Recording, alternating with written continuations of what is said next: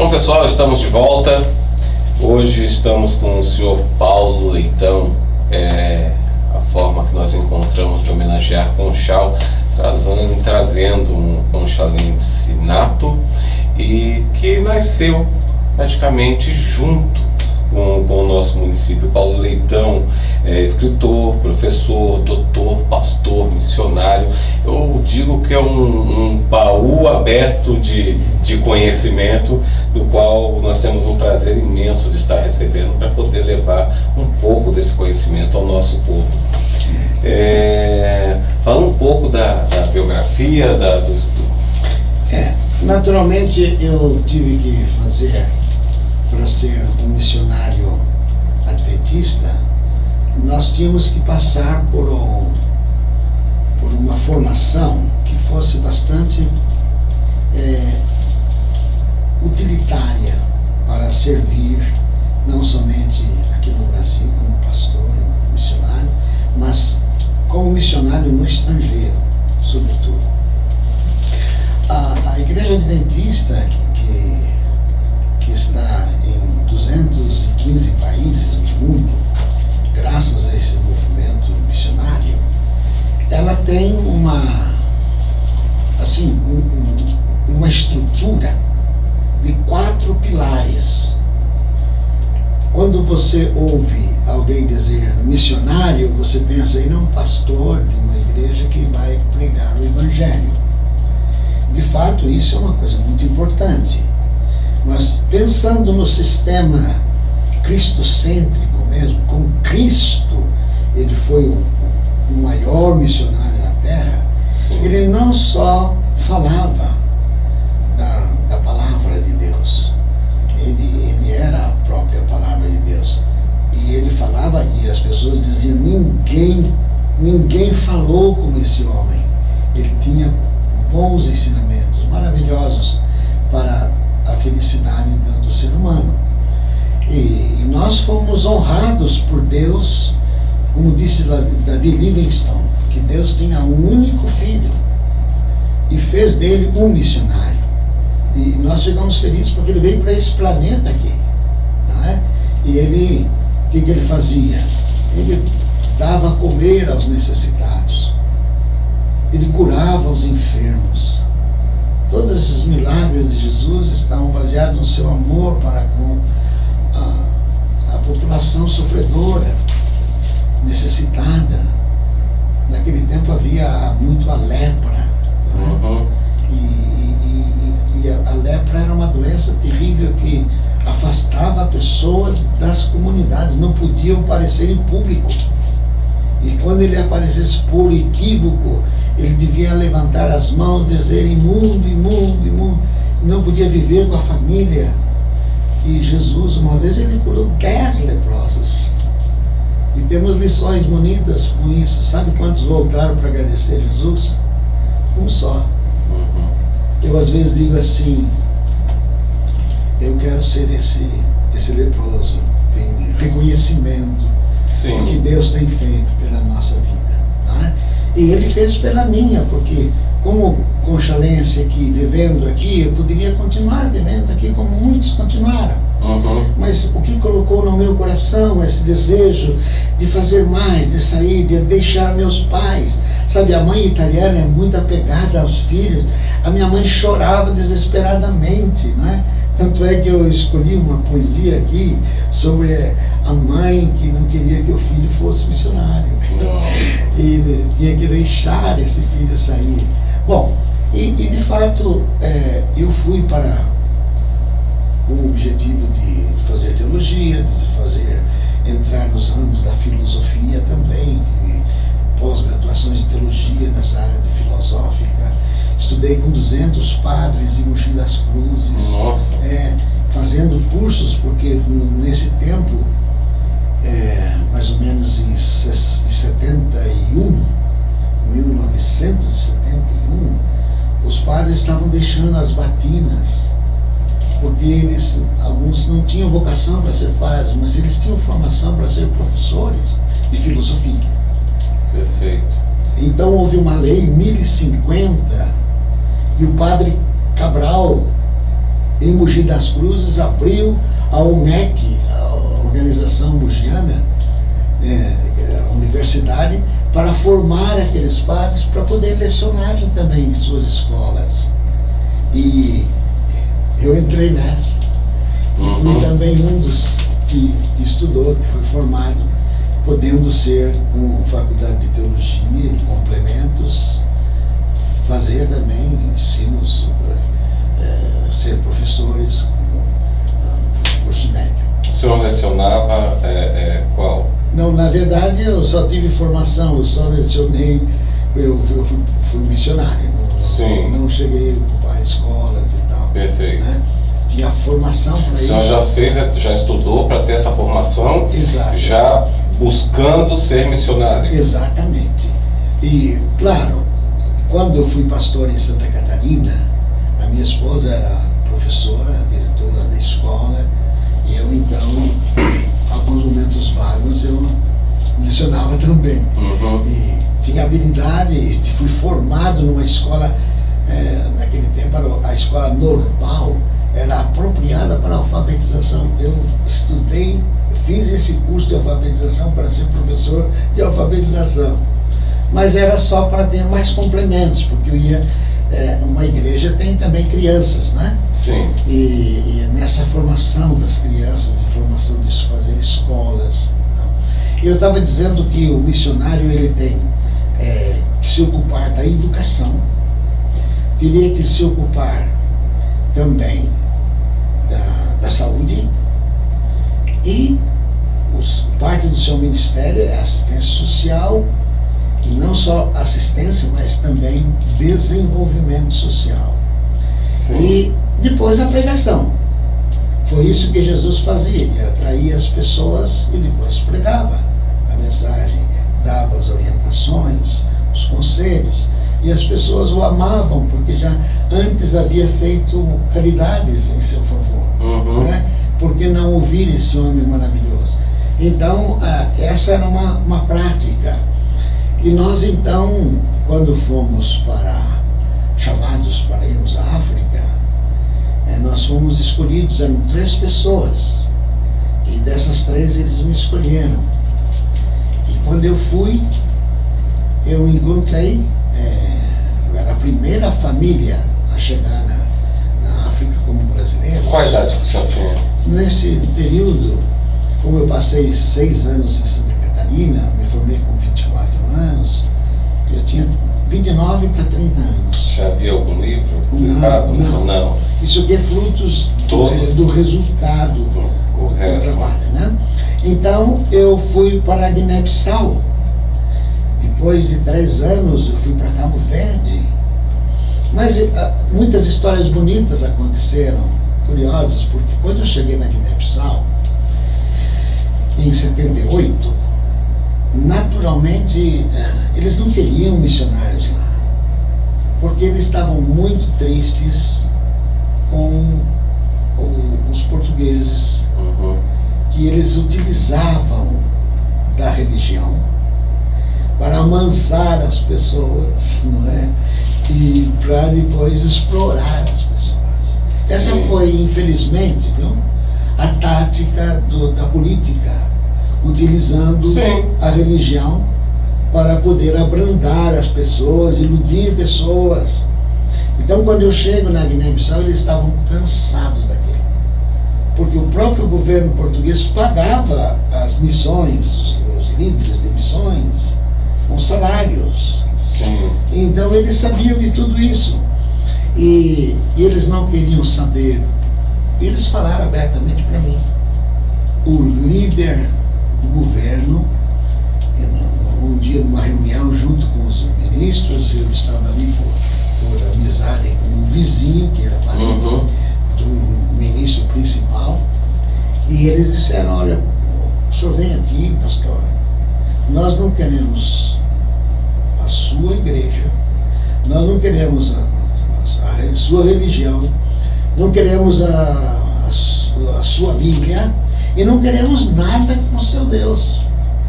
E a melhor coisa que o senhor faz é apanhar as suas malas e ir embora. mas com veemência, no meio de todos os ministros. Afinal, o que o senhor veio fazer aqui, pastor? Claro, aí eu pude mostrar a eles, e foi um momento muito especial, em que eu tive que contar com a ajuda do Espírito Santo também, porque como que eu ia responder de maneira natural, tranquila, pego de surpresa, mas tive muita calma, graças a Deus. E nessa calma eu disse, eu sou um pastor formado, eu sou brasileiro, isso era importante dizer. Nós éramos respeitados, não é? Muito. Muito. Eu sou brasileiro e sou professor, usei essa parte, e sou formado em filosofia e sou comunista, mas sou comunista cristão. Eles eram comunistas, leninista, marxista, tudo que você imagina. Tudo com isso. Ligados com Cuba, com a China e com a União Soviética. Nossa. Foram os três que deram o poder para eles se libertarem de Portugal. Infernaram Portugal até que eles venceram os portugueses no campo de batalha. E, bom, eu passei um período de um ano esse homem me perseguindo. Na reunião, o senhor não conseguiu convencer? Não, eu disse para ele que eu gostaria de ter uma oportunidade, porque eu gostaria de saber as necessidades deles. Eu vim para saber, como um socialista cristão, que o comunismo que eles têm é um comunismo sem Deus. O meu comunismo é com Deus, né? Nós queremos viver uma vida em comum, acordo entre as pessoas, atendendo às necessidades. Eu disse, eu tenho condições de ver as suas necessidades e de ligar-me com a nossa organização para ajudá-los. Quando falei no social, eles, então, aí mudou o assunto. Então, pastor, nós queremos, porque eles estavam com a corda no pescoço.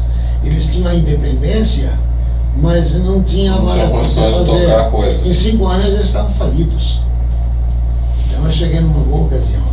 E nós tínhamos a Suíça, nós tínhamos o USAID, que era os Estados Unidos, que tinha muita confiança na nossa ADRA internacional, que era o nosso ONG, e estavam dispostos a nos apoiar.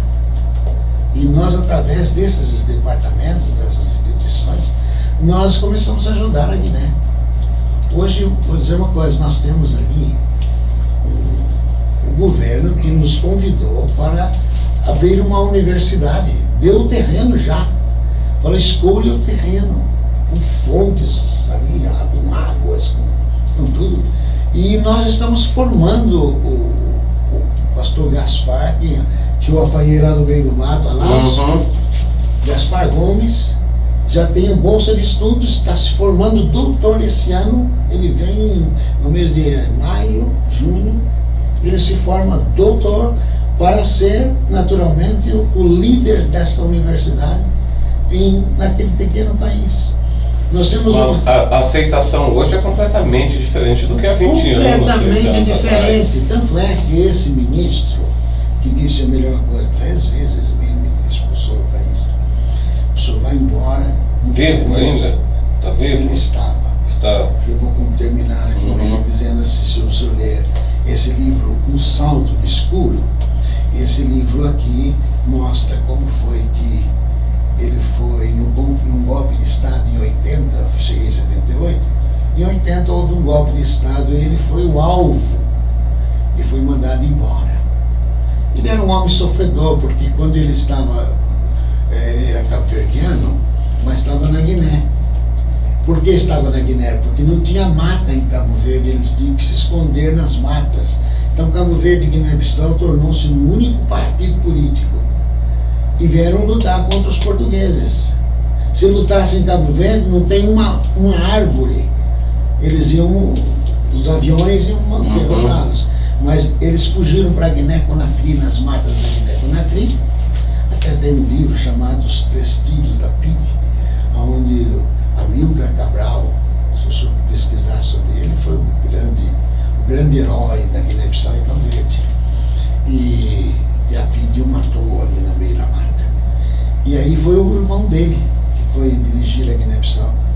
Mas o irmão precisava dessas ajudas de cabo-verdianos que continuassem no governo junto com a Guiné-Bissau. E quando deu o golpe de Estado, não é? É bom que eu explique que esse homem, ele era tão importante que a PIDE não o matou, mas falou, você vai morrer devagar. E pegou pilão, moeu o caco de vidro, pôs água no copo, caco de vidro, e fez ele beber. Depois ele levou lá. Então, todos esses órgãos vitais ali tinha caco de vidro. Acabou. Mas ele estava bem. Mas quando atacava o sistema nervoso dele, como foi o caso do dia 14 de novembro, que deu o golpe de Estado, ele era um dos alvos para ser expulso do país, aquilo encrespou e ele foi mandado para se cuidar na França, para se curar na França. E quando chegou lá na França, os médicos atenderam e tal, ele escapou da crise. Mas e as coisas dele, preso na conta dele? Então, através dessa parente dele, eu peguei as malas, tudo. Eles entraram na casa, porque o governo trancou a casa, com tudo que tinha dentro. Mas essa cunhada dele, tinha a chave.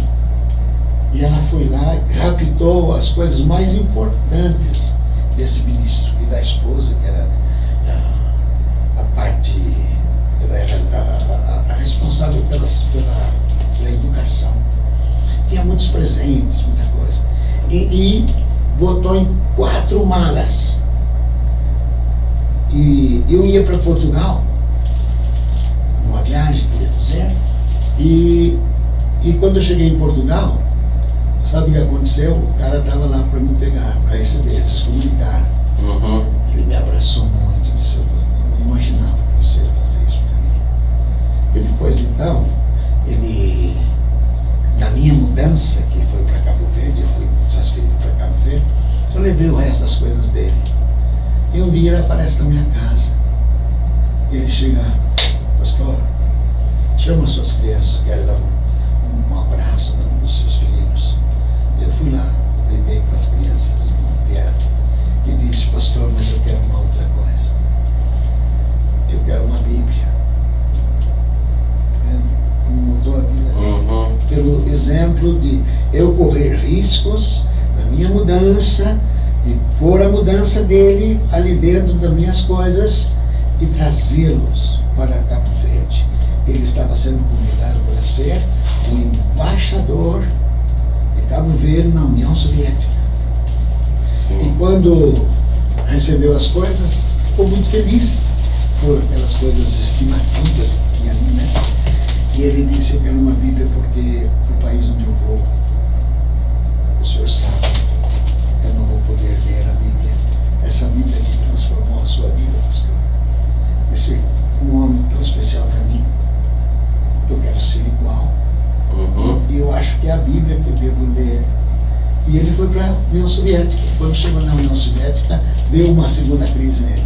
No mês, ele levou aquela Bíblia em cima da cabeceira ali do hospital, e os enfermeiros, os médicos diziam, aqui não pode ter esse livro. Era o Kremlin.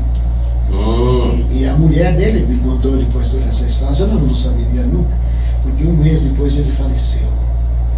Aí eu vi Cabo Verde,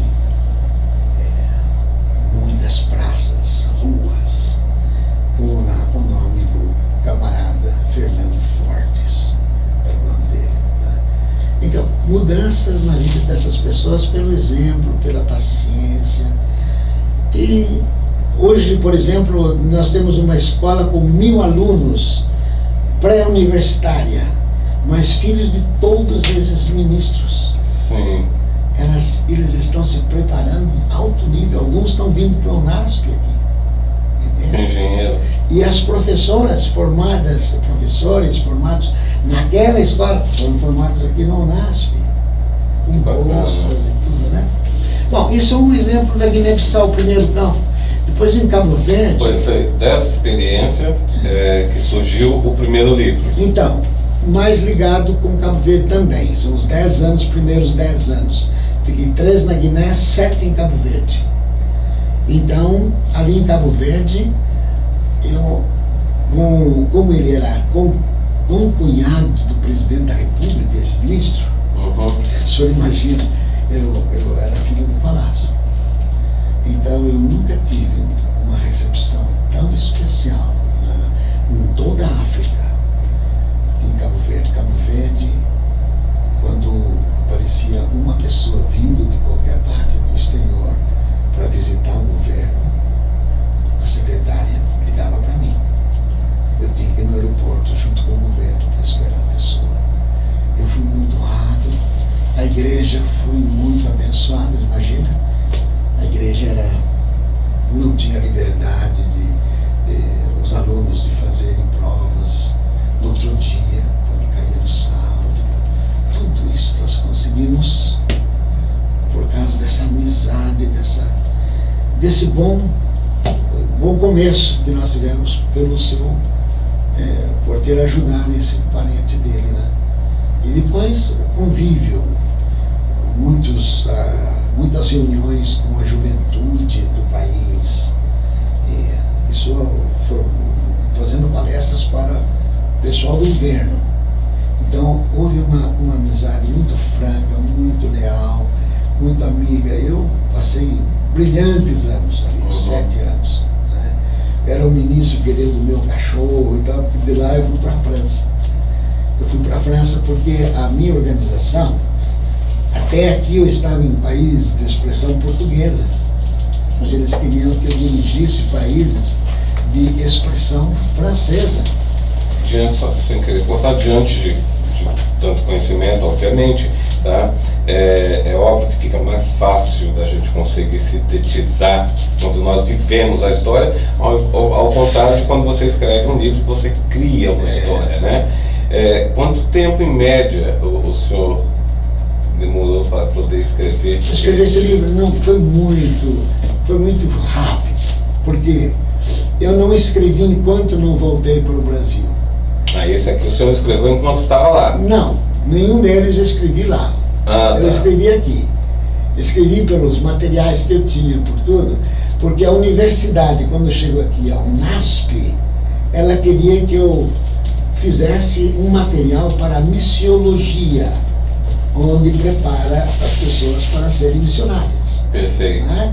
Inclusive, o senhor vai encontrar aqui nesse livro, eu digo, se Deus me chamou, eu um jovem tão simples, em um lugar tão simples, por que não você? Né? Então, abra os seus ouvidos, né?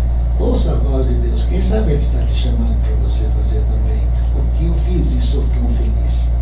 E então, isso foi um bom livro para a universidade. Nós estamos, como eu disse, mais de 1000 pessoas que saem agora para outros países, para a Amazônia, e que estão com os índios carajás, os índios carijós, os índios, toda essa região do Nordeste, né? Inspirados. Eu não sei qual foi o ponto que os inspirou, mas com o pensamento, se Deus pode convidar uma pessoa tão simples, por que não? Você que pode ser simples como for, você também pode ser chamado por Deus, né? E assim, enfim, foi essa minha responsabilidade de preparar. Depois, então, como eu fui para a França, estudei o francês e me preparei um ano ali, eu voltei para atender as partes de 11 países de francófonos. E ali, agora eram 11 países, não era um só. Né?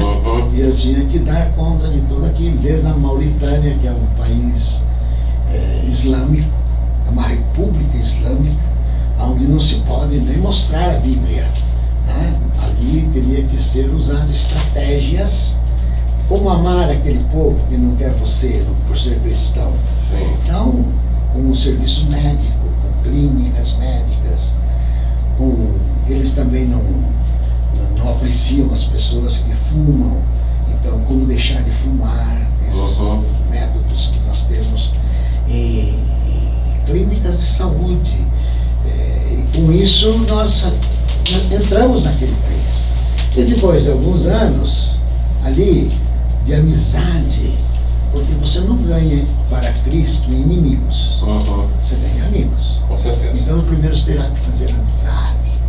E depois da amizade, as pessoas analisam a sua própria vida, que é o maior argumento do cristianismo, é o seu exemplo, a sua vida, não é? E outro pequeno detalhe que é interessante, o senhor sabe que o islamismo, a igreja muçulmana, ela surgiu de Ismael, filho de Abraão. Sim. E os judeus de Isaac, filho de Abraão. Né? Então, a origem do islamismo e do cristianismo sai de uma fonte que é Abraão. Então, há muitas coisas que podem se assemelhar. Se nós somos ligados à Bíblia, o Velho e Novo Testamento, como a igreja adventista é, há muita coisa comum com os muçulmanos também. Por exemplo, nós não temos problema de comer na casa deles, nem eles de comer na nossa. Por quê? Não comemos carne de porco. Sim. Está vendo? A mesma tradição judaica. E eles dizem, vocês são os únicos cristãos que estão no caminho de Deus, porque eles acham isso tão importante, o setor de saúde, não é? Que a Bíblia em Levíticos 11 fala que realmente não deveríamos comer o porco, porque não foi feito como um alimento para o corpo humano. Bom, simplesmente é um detalhe que eu estou apresentando aqui para vocês. E a questão do sábado não há um problema para eles, porque eles não têm dia especial. Né? Portanto, a gente tinha mais extensão com eles. E vivendo 10 anos nesses países aqui do centro da África, eu enfrentei também os grandes conflitos tribais. E aqui foi o epicentro das guerras. Tanto é que surgiu a guerra entre a ramificação dos bantus, que são os primeiros africanos do oeste, com os limíticos que vinham do Egito, né, descendo o rio Nilo, os limíticos, que eram os tutsis. Um chegou naturalmente ali no ano 1000, outro chegou no ano no ano 600 a.C. No ano, deixa eu ver, os Hutus chegaram 1000 anos antes dos Tutsis. Ele chegou portanto, num período do ano 600 e o outro no ano 1000, coisa assim. E a diferença foi muito grande, e os Hutus já tinham ocupado as 1000 colinas, como dizem, de Ruanda, né? Muitas colinas, é o país das 1000 colinas, e tinham cuidado da agricultura. Eles eram vegetarianos, plantavam o haricó, que é o feijão, né? E a batata. E agora vem os limíticos, que eram os tutsis, com animais, sem cerca, sem nada, não é? Que pudesse proteger desses pastores, né? E eles vinham com o rei, vinham com um exército e vieram morar juntos. Agora, os Hutus eram em muito maior número, mas os Tutsis, eles eram mais organizados. E agora os Tutsis pensaram, vou cobrar imposto desses Hutus que já estavam lá. E começou a cobrar 50%. Era mais famoso do que o nosso governo. 50%. Não era o quinto não, do Tiradentes, mas era os 50%, metade de tudo que eles produziam. Então, os Hutus não podiam mexer nos animais deles, mas eles podiam pegar 50% das batatas, dos feijões. Não havia uma injustiça muito grande aí. Até que, naturalmente, surgiu a história de alguns governos que vieram, por exemplo, Bélgica, Alemanha, tomando conta daquilo. E finalmente, a Igreja Católica, ela teve uma parte muito importante no processo. Ela começou a enviar Hutus, que não sabiam ler, escrever e tal, para serem alguma coisa na Bélgica. E eles foram lá, estudaram, e o primeiro, e sobretudo para fazer a parte militar. E quando eles estavam mais fortificados, eles deixaram a colônia e o governo passou agora a democracia. Vamos fazer as eleições. E agora, os Hutus não iam votar em Tutsi, não iam votar em Hutus. Então surgiram 2 candidatos. Então, quem tinha maior população ganhou, os Hutus ganharam dos Tutsis, com o rei, com tudo. E aí eles fizeram uma coisa um pouco embrutecida.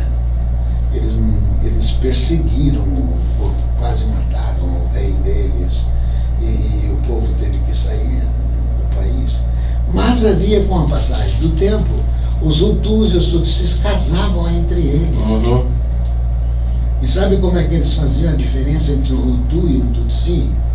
Os limíticos, os Tutsis, eram narizinhos afilados, altos. Né? Outro era mais gordinho e tal, nariz assim, aquelas ventas de lagarto. Né?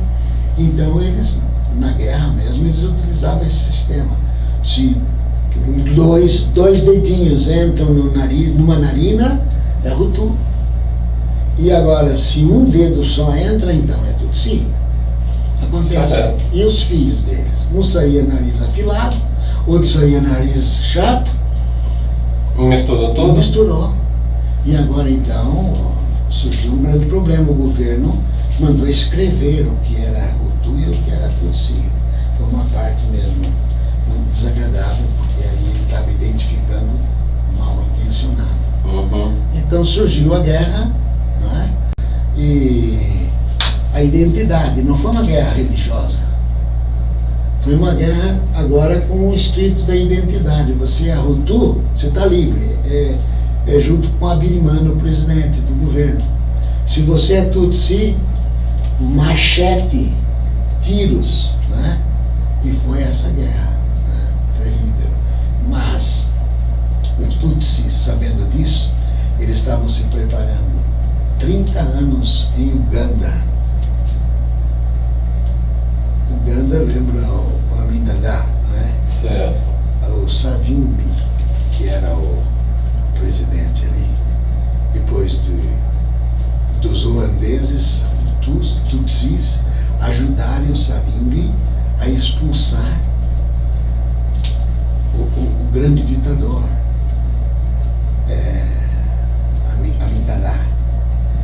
E finalmente eles queriam uma credencial militar. E ele, o Savimbi disse, não, vocês não vão receber nada disso, mas nós vamos ajudar vocês a atacar Ruanda. E daí surgiu essa grande guerra. Certo. Que Taime afirmou nos seus escritos, num dos números dela, não existe mais diabos no inferno, então tudo em Ruanda. E de fato, meu amigo, eu passei ali 6 dias do conflito mesmo. Vivi alguns anos antes, vivi no conflito, né? Alguns dias, 6 dias no conflito. Depois eu voltei visitá-los, né? Mas eu fui, o avião da ONU tirou a minha família ali eu, minha esposa e um filho menor de 14 anos. Tá? E esse filho meu, eu permiti que ele escrevesse a fuga de lá. E, enfim, quando nós saímos dali, nós fomos para o Quênia, e do Quênia eu consegui trabalhos para atender o Congo, o antigo Zaire, mas lá também chegamos lá, tinha o conflito, o Mobutu, um grande ditador, mas no final da carreira dele. E aí exércitos entraram ali e expulsaram esse homem, um grande ditador. E ele tinha um câncer, acabou morrendo e afinal vivemos 3 anos lá. E nós então fomos chamados para trabalhar no leste da África. Nesse período, após esse período, que surgiu no Vale da Sombra. Nos Vales da Sombra. Esse livro aqui, ele é acompanhado, não sei onde está, está aqui. Com um DVD? Está acompanhado com um DVD, porque tem algumas cenas aqui que eu achei muito interessante registrar. E ele acompanha aqui o livro. Eu vou depois deixar com você, né? Esse livro aqui. Esse aqui nos Vales da Sombra, mostrando como viver no meio desses conflitos todo e se comportar, como um missionário deve se comportar dentro desse conflito, né? Eu tenho uma cena assim do gatinho passando na frente dos pastores alemães. Agora, o que aconteceu aqui é o seguinte: você sabe que tem um texto na Bíblia que diz assim: todos aqueles que querem piamente servir ao Senhor sofrerão perseguição. Eu passei por 2 ou 3 vezes lá, que parecia que o inferno estava querendo me destruir, sabe? Quer dizer, o inimigo, Satanás mesmo, não queria ir lá na missão. Eu tive muitas reuniões com esse povo, reuniões a partir da igreja, né? Porque é interessante, esse conflito de Ruanda começou quando o Papa foi lá. Estava mais ou menos calmo, mas o Papa foi visitar o país, ele abaixou-se, beijou o chão, porque ele considerou que a Birimana, que era o presidente, Hutu, que tinha irmãs que serviam o Vaticano, algumas foram até freiras e chefes ali, então ele tinha todo a respeito, era um país católico. E é interessante que após o catolicismo era a igreja adventista. Nós tínhamos 1 milhão de membros e eram 6 milhões, 7 milhões no total de membros, né? Então, considerando de habitantes. Então, quando o Papa curvou-se e deu muitos elogios justificáveis àquele partido que estava se preparando no exterior, ficou louco. Falou: agora é hora de atacar. Olha, ficaram com inveja, com ciúmes das palavras elogiosas do Papa. Perfeito. E o Papa não fez isso com esse propósito, mas aconteceu isso.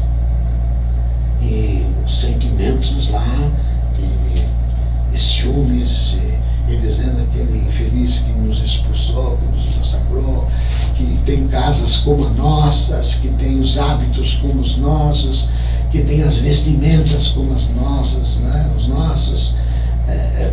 Por que eles são melhores do que nós? Então, unindo-se o seu exército, foi ali. E eles mandaram 600 homens. Quando o avião do governo estava descendo, até hoje não dizem que foi mas com certeza, mandaram um tiro no avião. E o avião caiu com 2 presidentes que vinham de reuniões de paz, pelo menos para estudar como unificar, colocar os tutsis também no governo, misturar os hutus com os tutsis. E não sei qual a decisão, na verdade, é que o governo já tinha planejado tudo. Se por acaso me matarem, tudo está pronto. E aí as crianças aprenderam tudo, entraram em escolas, aprendendo como matar e tudo. Então eu estava preparado. E imediatamente caiu o avião, naquela mesma tarde saíram matando. Eu digo a você, em 6 dias, 200.000 pessoas na cidade de Kigali estavam espalhadas no chão, todas mortas. E tinham caminhões carregados de pessoas, de corpos e tudo. Mostrava a identidade, aquela identidade foi o ponto focal. Né? E assim foi que nós convivemos com eles. E passando por essas perseguições que eu estava dizendo. E aí surgiu nos Vales da Sombra 30 anos de experiência missionária no continente africano. Exato. Ali nesse momento eu comecei a ver, por exemplo, eu saí uma vez com a minha família, a pedido da minha organização, vai descansar, tem um lago lindo lá, o lago Kivu. É uma coisa que nem uma Suíça, assim, bonito. E eu aluguei uma casinha e nós íamos pro meio do campo. Rapaz, meu carro não virou na estrada do nada, assim, uma barroca de 25 metros, mas não aconteceu nada conosco. Não aconteceu nada, nenhum ferimento, mas o carro foi. Perdemos tudo. Aí quando nós voltamos para o Brasil, era para festejar o casamento da minha filha. Rapaz, reunimos a família a segunda vez, porque meus filhos estudavam aqui, outros estudavam no Quênia, mas nós reuníamos férias para poder vir aqui fazer o casamento. Foi esse acidente que nós tivemos aqui. Era para eu não voltar mais para a África. Sim. Mas eu peguei, e esse livro então vai mostrar, por isso que termina esse livro, Nos Vales das Sombras, aqui mostrando todo o acidente, tem um acidente todo aqui. Nossa. Alguém filmou isso e me deu, e eu peguei.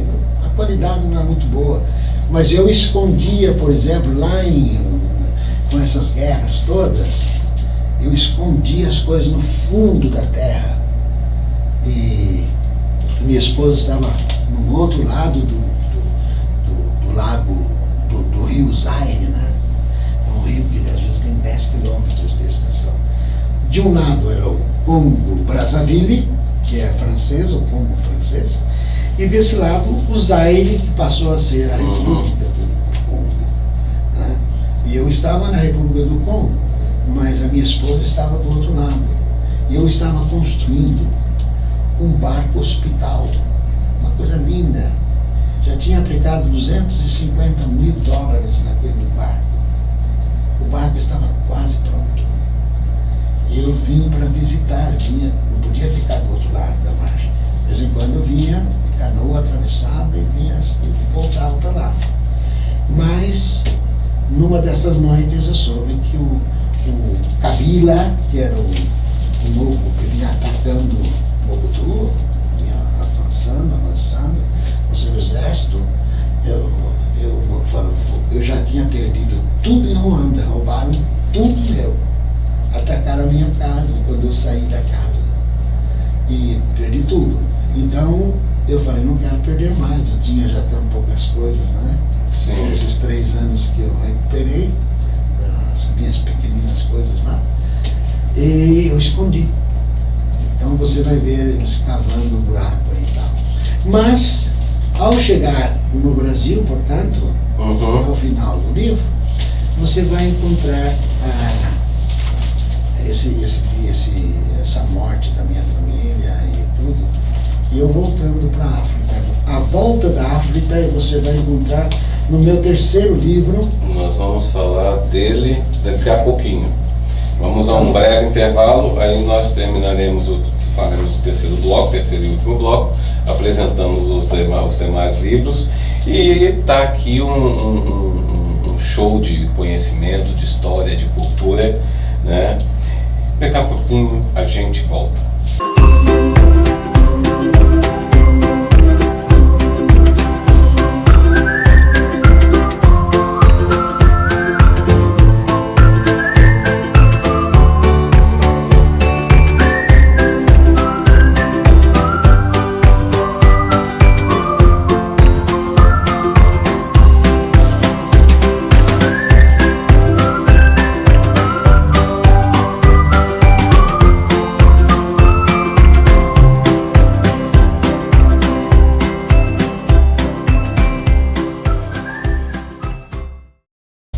E estamos de volta.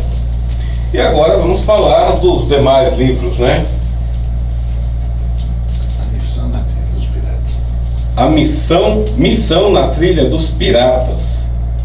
Dos Piratas? Bom, nós estamos falando aí de Madagascar. Madagascar é a quarta ilha do mundo em extensão. Tem muitas coisas que só tem lá. Os Lemurians e algumas coisas que vêm da Índia, que é cultivado ali e que não existe em outras partes da África. Mas esse terceiro livro, isso foi uma coisa muito importante, porque depois que nós saímos da região do conflito ali, do centro da África, nós viemos morar aqui num lugar tranquilo, afastado, em Madagascar. E nós estaríamos cuidando de 6 países aí. Madagascar era um deles. Tinha Seychelles, que é o paraíso, né? Tinha Maurícios. Tinha a ilha de La Réunion, que é um departamento francês. Comoros, né? Então, ali é realmente uma região muito bonita. Tinha Rodrigo, outra parte, perto de Maurícios. E são países de expressão francesa, colonizado pela França e pela Inglaterra. Houve momentos que a Inglaterra dominou algumas dessas ilhas, como por exemplo as Ilhas Maurícias. E quando nós tínhamos que conversar com o presidente da República, nós tínhamos que falar inglês com eles. Todo pedido era em inglês. Todos os documentos que tínhamos que pedir para a nossa organização, os governos, os pedidos públicos eram todos em inglês. Interessante que na igreja, o lado religioso, era tudo em francês. Havia também um crioulo francês, que saiu do francês, o francês mal falado, o povo mal entendia, então surgia falando também diferentemente do francês. É o crioulo francês. Existe esse crioulo francês em outros países aí, mas o que é mais importante é que na passagem para Madagascar, logo no primeiro ano, eu perdi a minha esposa. Aconteceu essa tragédia na minha família, não é? Em 1998. E eu tinha que consertar a minha própria vida agora, emocionalmente, como voltar. Eu tinha 20 anos na África nessa época, tinha passado 20 anos. Sim. Como iria agora voltar para a África? Os meus filhos ficariam aqui, estudando, e eu voltar sozinho para a África. E era isso que eu fiz. Eu peguei a mala da minha esposa, que foi tão querida vivíamos já 26 anos, né, juntos. Eu disse, eu voltarei para a África. Aí voltei sozinho, né? Vivi ali 2 anos, mais ou menos, e retornei para buscar a minha segunda esposa no Brasil. A minha primeira esposa era portuguesa, de origem portuguesa, mas vivia no Brasil desde os 6 anos. O senhor passou por todas essas ilhas indicadas? Não? Certamente. Não só, mas eu dirigia a organização em todas essas partes, em grandes comissões. Cada um tinha... Se você entender como é bem organizado o sistema adventista, assim como organização, olha, Jean, a gente não pode puxar sardinha para o nosso lado, mas quem fala isso é as próprias organizações que estudam a forma de governo de uma instituição. E a Shell ocupava o primeiro lugar. Perfeito. E isso foi uma coisa muito interessante, porque não são assim todas as organizações religiosas, porque elas têm um sistema, às vezes, de ter um patrão, um dono. A Igreja Adventista não tem uma pessoa que é dona, entendeu? Uhum. São comissões, formam, por exemplo, a primeira parte é a igreja. A igreja não é autônoma, ela está ligada a uma associação de igrejas. E essa associação também não é independente, ela está ligada a uma união de igrejas. E assim vai aumentando a parabólica aí. Correto. Aí entra uma divisão. Essa união é dependente dessa divisão. E essa divisão já tem o nome de divisão, porque é a divisão da igreja, da Associação Geral, né? Que está nos Estados Unidos. E essa Associação Geral, eu fui até membro 20 anos, eu fui membro dessa organização mundial adventista. Eu tinha que ir 2 vezes para os Estados Unidos para fazer parte das decisões e tal. E para atender os continentes todos, nesses 215 países, essa divisão, quer dizer, o escritório central, a Associação Geral, tinha outros escritórios. Nós temos agora cerca de 14 escritórios fora do escritório central. Nós temos, por exemplo, o Brasil, para a América do Sul. Nós temos em Brasília a sede, para os 8 países da América do Sul. Não é? O outro está ligado, por exemplo, Venezuela não está ligado com os países aqui. A Venezuela já está ligada com os países da América Central, está no México. Entendeu? Uma divisão ali, divisão do escritório central ali. Enfim, assim são os 14. Então, essa organização dá muita estabilidade, porque não existe um patrão. A gente depende dessas organizações superiores, há um respeito por ele, um voto democrático muito interessante. Então, não tem um patrão, por exemplo, não existe o ricaço da igreja, não existe isso. A igreja não tem o sistema, por exemplo, ela tem um sistema bíblico. Sabe como é o sistema bíblico? Deus te abençoa primeiro. E depois que Ele te abençoou, você tem 10% dessa bênção, que é o dízimo, que você pode doar. Depois que Ele te abençoou, sem falsas promessas, você já recebeu. E você faz isso com gratidão. Por isso que a Bíblia diz: como você vai roubar a Deus? O meu povo rouba a Deus, diz o profeta Malaquias. Rouba em quê? Ele faz a pergunta também.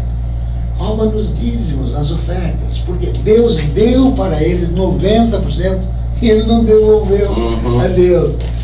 Fez uma calotagem aí, né?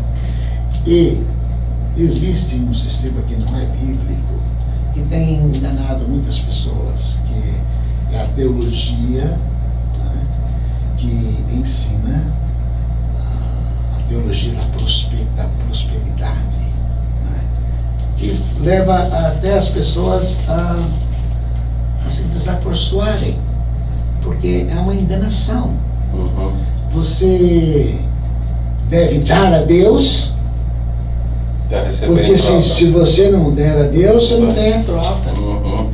Então esse negócio está perguntando pega lá, exatamente. Isso não é bíblico. Mas é tão ensinado e é tão enganado que quem ganha com isso é o chefe da igreja. Sim. Geralmente são igrejas que têm um líder, você entendeu? Esse líder é o dono. E esse dono é riquíssimo. Entendeu?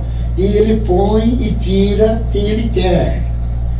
E isso não é um funcionamento de paz, porque realmente a Bíblia não ensina isso. A Bíblia diz: você primeiro recebe de Deus e você agradece a Deus. E agora eles fazem: eu prometo, se você você me der X, eu vou dar o dobro disso. Isso aí é chantagem. Né? Então, nesse sistema adventista é que eu continuei fazendo esse trabalho ali nesse país. Eu era o responsável de todas essas ilhas aí. Não é? Acima do... Essas imagens eu estou mostrando aqui, mas elas estão aparecendo aqui atrás também. A minha responsabilidade era ser o coordenador, o responsável dos comitês, o presidente dessas comissões. E agora eu vou contar uma coisa que aconteceu em Ruanda. No tempo que eu estava lá, aconteceu uma coisa triste. Percebeu-se que o país vivia do arroz. É o alimento básico do malgache. O malgache não vive sem um arroz, assim como o muçulmano acorda, tem que comer o pão para abrir as bênçãos do dia, o pão, né? A bengala. Eles eram com arroz. Come arroz de manhã, come no almoço, come no jantar. Se não tiver arroz, está tudo estragado o dia. E acabou o arroz. Houve uma crise muito grande de arroz. Aí entra a Igreja Adventista com o seu sistema de Advent Internacional, que é o nosso ENG. Através de sua unidade, porque a sede nossa nos Estados Unidos, ligado com a América, a Advent Internacional nossa, a ONG nossa e a ONG dos Estados Unidos se uniram. A nossa prestaria todas as atenções necessárias, os trabalhos feitos. E a USAID, que é a ONG americana, iria dar 50 milhões de dólares para fazer o trabalho, para fazer a autossuficiência alimentar em Ruanda. Então, houve a minha responsabilidade de buscar elementos profissionais que pudessem fazer. E muitas reuniões tivemos para ver se agora o dinheiro está aí, não podemos brincar com esse dinheiro, o governo vai nos verificar tudo, não é? O serviço de verificação do governo americano, não é? Tinha lá uma grande embaixada. E certamente não é igual o sistema de verificação do brasileiro. Meu Deus, como eles são atenciosos e buscam duramente. E até pagavam bem para aqueles. Eu, como missionário, recebia o meu salário no pequenininho. Eles ali, os profissionais, a América aceitava pagar bem para aqueles engenheiros, agricultores, né? Engenheiros agrícolas. Sabe o que eles fizeram para poder ter autossuficiência alimentar? Coisa simples, cara. Eles pegavam, sabe que é costume, também aqui em Santa Catarina, onde tem muita água, muita chuva, eles jogam o arroz dentro da água. E aquilo vai todo ano jogando arroz dentro da água. E depois eles vão lá com aquelas toceiras todas de arroz que nascem. Sim. Eles vão lá, separa aqui, vai plantando um pouco aqui, um pouco ali, tira o excedente e tal. Nós então fizemos diferente. Nós trocamos as sementes. Escolhemos as melhores sementes. E em vez de jogar o arroz dentro da água, nós plantávamos dentro da água, mas em fila, em linha. Uma linha de 10 centímetros de largo de um arroz e do outro. Uma melhor semente. E aquelas mulheres, coitadas, que sofriam tanto com o bebê nas costas, às vezes um marmanjão, às vezes, né? Porque elas dão mamar com o seio assim, ó, põe aqui atrás. Nossa. O neném mamar, é assim ó, africano. Então, as mamães africanas deixaram de ter esse sacrifício agora, porque os americanos inventaram uma maquininha tocada a gasolina que passava entre as linhas e capinava o mato. As sementes escolhidas. A colheita quadriplicou. Por quê? Num hectare, aonde se colhia 1 tonelada de arroz, passou a colher 4 toneladas de arroz. Simplesmente mudando a semente. selecionando as sementes, plantando em linha e evitando todo aquele trabalho de arrancar o mato e arrancar, também já capinava aquilo tudo certinho e dava muito mais colheitas durante o ano. Foi a maior alegria que eu já senti, porque meu pai trabalhava no sítio, eu não cheguei, com 8 anos, 9 anos, eu mudei para a cidade, não é? Já ficava olhando o trem passar, enquanto ele fazia o comércio. E, enfim, ali foi um motivo de grande alegria, que não era só assistência social, era um desenvolvimento social. Então os fazendeiros daqueles lugares que vinham de longe, vinham aprender como fazer, e depois os nossos técnicos iam lá para ver se eles estavam fazendo certo, né? E olha, hoje há a grande suficiência alimentar nesse país, por um ato simples. Aqueles, não sei se continuou esse sistema, porque depois eu saí de lá, mas foram muito bem aplicados o dinheiro norte-americano. Eles foram corajosos, confiaram, e os técnicos realizaram o trabalho, e foi alegria para todos, né? Para nós, uma experiência maravilhosa, e para eles também, que ficaram com a experiência para o resto da vida e ajudando na autossuficiência alimentar. Que é comer arroz de manhã e de tarde. Graças ao trabalho de vocês. Foi maravilhoso. Então, o sistema é bem diversificado. Em Ruanda, aliás, aqui nós estamos falando de Madagascar, nós tínhamos 21 unidades médicas, um grande hospital. Tínhamos clínica dentária, onde as freiras que estavam em missão, às vezes longe, cumprindo o trabalhinho delas, elas vinham à sede da nossa organização, onde tinha essas clínicas. Ela almoçava na minha casa, elas jantavam, eram geralmente missionárias argentinas, né, que estavam ali também. Estavam ali com a gente, há uma amizade, uma alegria, porque o foco no campo missionário não é disputar a membrosia ali, né? Simplesmente o alvo é evangelizar o pagão que não conhece a Deus, né? Então vamos levar as boas novas para ele. Junto com o sistema adventista, as boas novas eram antecipadas por escolas. Criei uma universidade lá. O nome dela é Universidade Zulcher. É a UAZED, Universidade Adventista Zulcher. Zulcher foi uma pessoa, um professor suíço que foi muito tempo ali, professor também. Nós demos o nome desse professor. E agora vinham as ilhas, vinham enviando os estudantes para essa universidade, porque era a única universidade que tinha ali na região, né?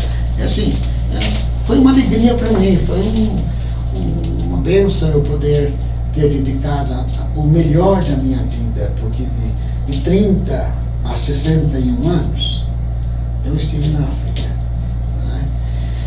E agora, com a minha esposa falecida, eu tinha que consertar a minha vida, eu tinha que refletir bem o que eu iria fazer, decidi, eu quero ficar 30 anos na África, eu decidi isso, eu voltei sozinho.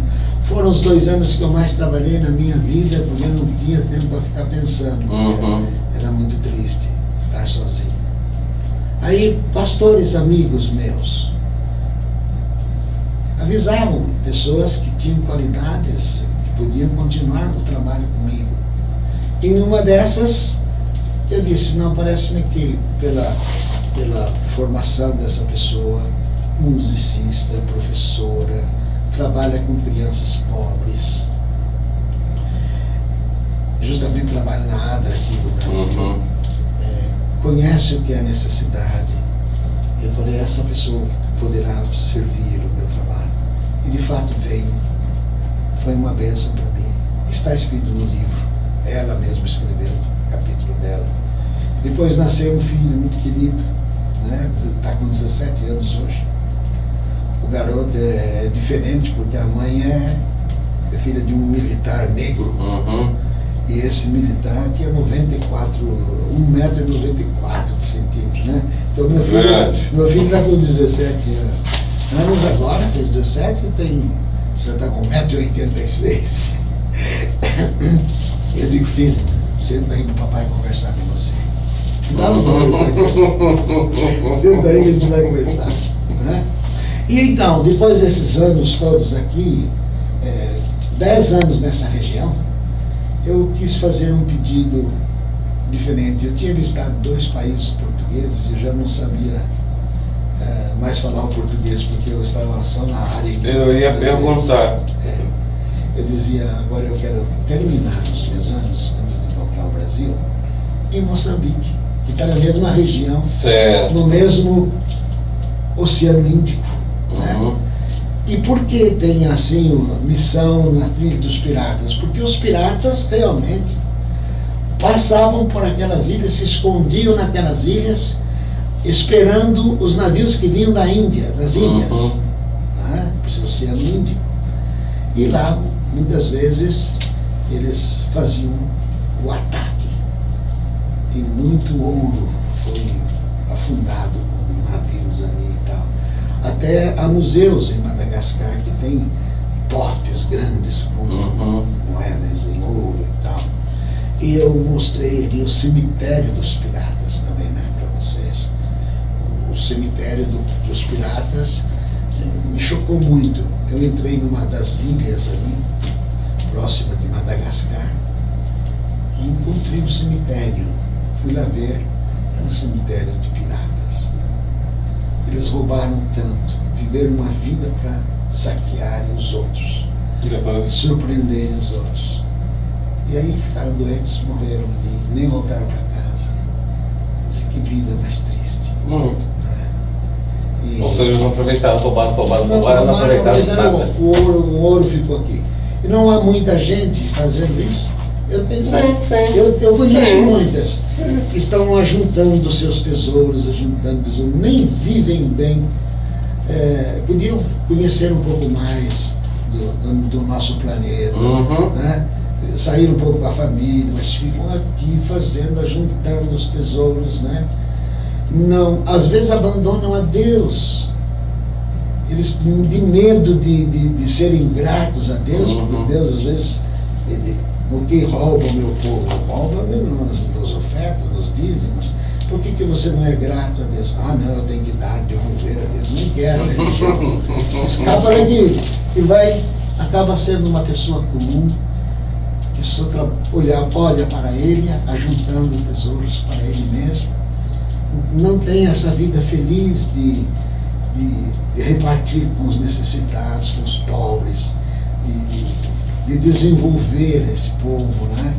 Então, eu penso que eu sou o mais pobre da minha família, mas eu sou o mais feliz de todos. Mais rico em conhecimento, certamente. Feliz, eu tenho uma felicidade imensa. E essa vida que eu dediquei às missões na África, eu as daria 1000 vezes se 1000 vidas eu as tivesse. Porque eu estava assim. Eu amei o povo. Quando eu volto agora para a África, eu visito a África, carinho que essas pessoas têm por mim. Porque eu os tirei de uma vida animista. Você sabe que a teologia cristã, você tem um Salvador que morreu por você, que te amou, que deixou o céu com tudo, veio a essa terra sofrer aqui injustiças terríveis, ser morto numa cruz por te salvar, porque o homem estava condenado à morte eterna, né? E Jesus veio tomar aquela morte sobre ele. Então você crê num Salvador que te ama, mas a teologia do africano está no meio do mato, do animista. Eles têm que dar ofertas, eles têm que cultuar, porque eles são ameaçados, vivem amedrontados. Os pais passam coisas horríveis para eles.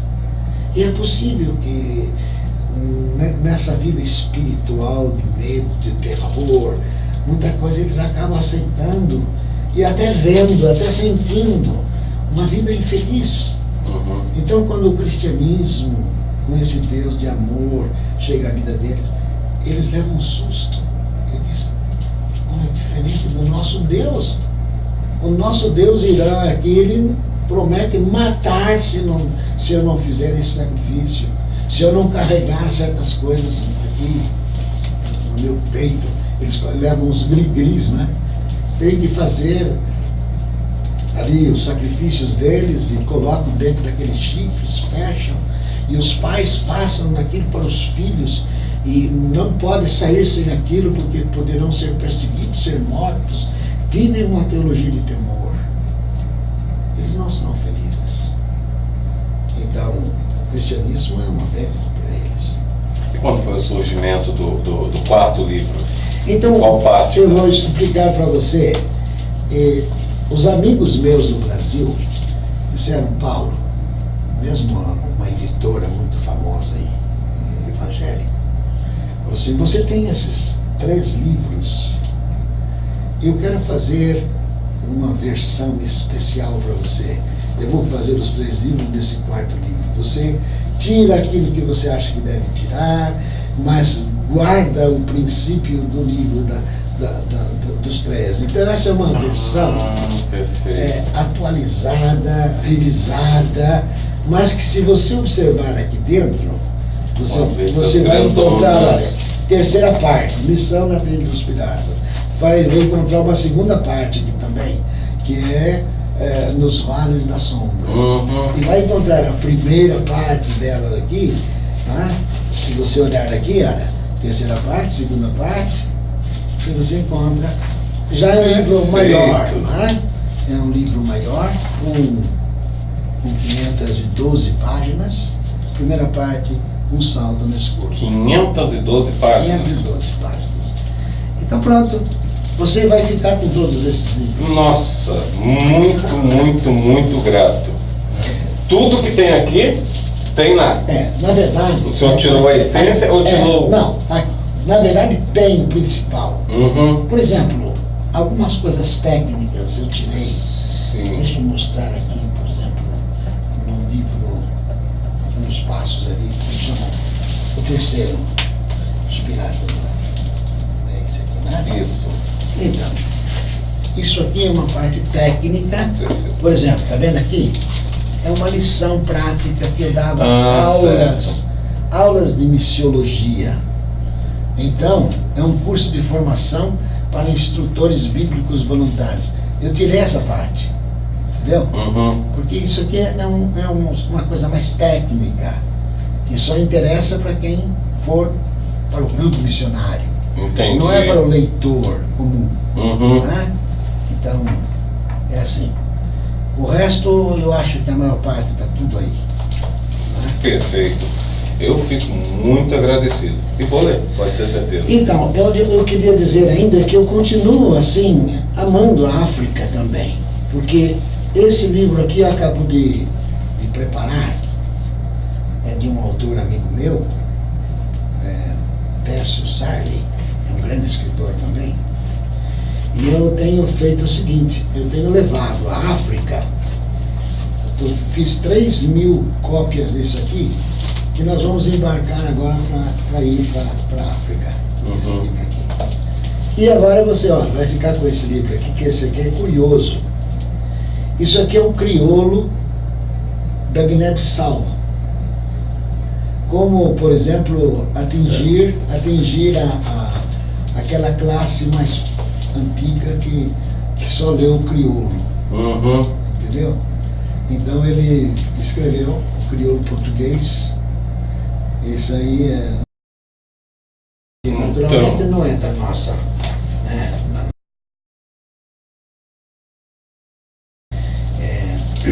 Com certeza. até Então porque- estamos mandando também para eles, ajudando. Pode ficar junto. Certo. Eu não vou levar livro para casa.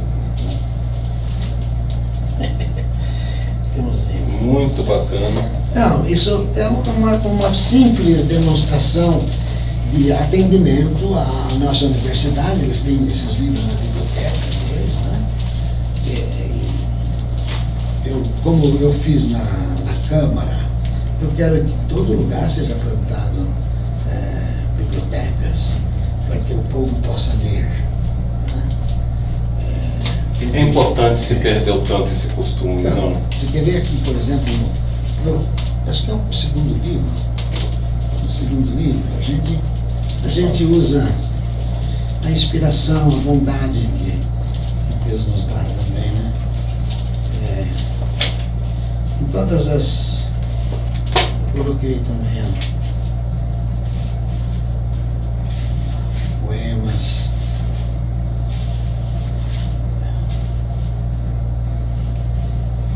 Eu tinha momentos em que, aqui no Brasil ainda, a incompreensão no desejo de querer fazer tanto, a gente deixa Deus para trás. E a gente corre, a gente quer fazer, tem objetivos para alcançar e tal. Essa é a obra no Brasil. Lá é diferente, no estrangeiro. Lá você faz muito mais. Não tem ninguém pressionando você para fazer. Né? Então, eu tive que contar essa história e eu fiz uma poesia aqui, que é Fazendo as Pazes com Deus. O que adianta eu trabalhar dia e noite, pensando na obra de Deus e não pensar no Deus da obra. Para quando a gente for fechar já com chave de ouro, eu vou pedir para o senhor ler a poesia. Só me diz uma coisa, as pessoas que nos assistem, que quiserem conhecer todos esses conteúdos ou algum deles, onde que pode ser encontrado? Nas livrarias, então, na internet? Na verdade, eu fiz, eu atendi as universidades. Ah, perfeito. Atendi e estou fazendo, eu tenho, vamos dizer, uma quantidade de... Alguns livros já só tem talvez uns 50 livros, esse primeiro. Eles foram feitos, então na sua essência, para atender as universidades. As universidades. Porque os jovens lá leem, não é? Sim. E às vezes são obrigados a lerem. Na maioria das vezes. São obrigados a ler. Mas assim, eu creio que não é nada assim muito específico. É uma experiência, uma inspiração. Quem lê fica inspirado.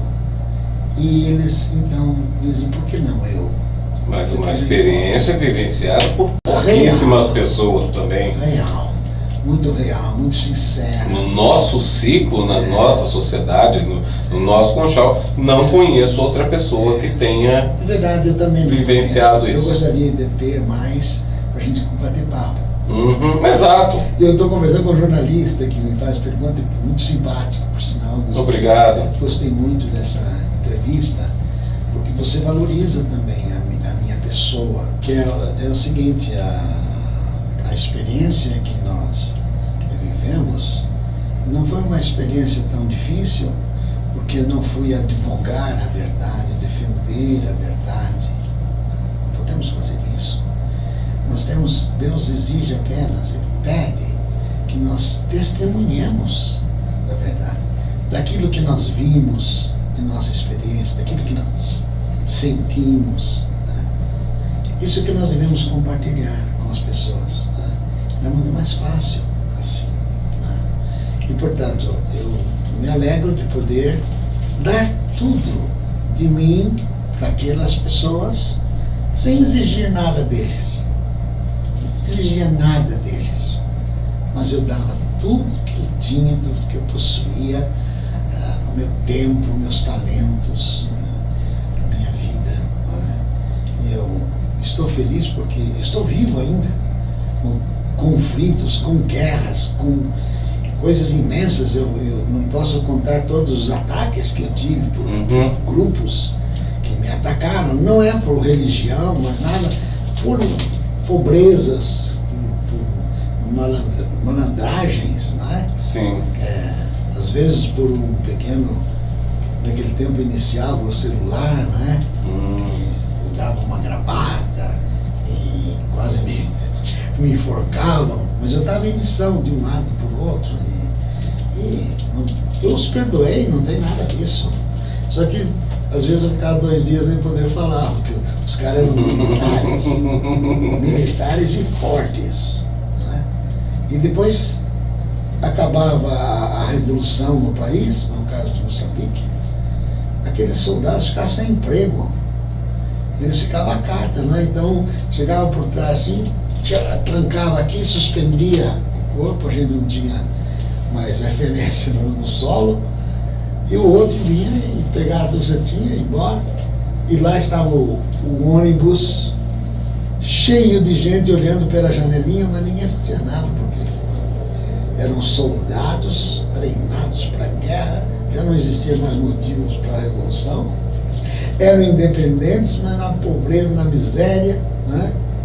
E eles tinham que viver, sobreviver. E se eles me encontraram lá na hora, lá no momento bom para eles, né? Eu estou com vida ainda. Quantas vezes isso acontecia, né?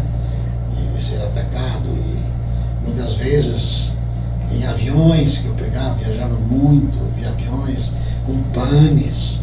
Uma vez eu peguei um avião que ia para um hospital, lá em Mugoneiro, do outro lado, e o cara não botou gasolina. Simplesmente não botou. E agora ele planava. E nós então lá dentro do avião planando, entendeu? Ele subiu, tinha que planar, tinha que chegar. E aquele ponteirinho lá. E vai chegar ou não vai chegar? Bom, chegou, desceu, né? Graças a Deus. Sim. Bom, descer ele ia, né? Não na velocidade que Exato. ele desejava, né? Mas assim foi. E muitas outras coisas no meio do mar, atravessando o mar, tempestades, eram barcos muito pequenos, entendeu? Tubarões enormes. A canoa que vinha nos buscar para levar à praia era menor do que o tubarão martelo que estava embaixo, uns 6 metros de comprimento, coisa imensa. E você ia para uma casinha lá onde eles tinham vendiam umas coisinhas assim de ossos de peixe para turistas, e você encontrava um anel, você encontrava uma pulseira, tudo lá, tubarão, na barriga do tubarão. Claro que se encontrou uma pulseira, onde foi o braço do colega? Nossa. Né? E eram regiões muito piscosas e tinha muitos peixes. E uma coisa que me surpreendia no mar também, dessas regiões vulcânicas, é que tudo era, não tinha arbustos, não tinha nada, era só pedra, lavas, né, de vulcão. Mas quando você mergulhava no fundo do mar, dava um mergulho lá, então, você via uma floresta embaixo. Deus compensando a secura aqui com tudo lá, com aquelas coisas tão boas e os melhores peixes, o peixe que vivia aquelas algas marinhas tão puras, tão perfeitas, comendo daquilo, era um peixe diferente, um sabor diferente, tudo, né? Deus compensando isso. E em toda a região, ali perto do mar, o povo, a mistura é o peixe. O peixe ou o cabrito. Tem cabritos que vivem, as pessoas dizem, mas como é que eles vivem aí? Entendeu? Eles estão lá com casquinha dentro naquelas rochas e tal, comem cordas, comem fitas, cassete, tudo o que eles podem comer, eles comem e vivem. Né? Perfeito. E a gente vê que são milagres de Deus ali. Né? Bom, eu vou pedir, nós vamos encerrar? Sim. Eu vou pedir para o senhor encerrar lendo aquela. Está onde? Está nesse último. Oh, Magari, hein? Deixa eu me ver. Neste, né? Procura também aí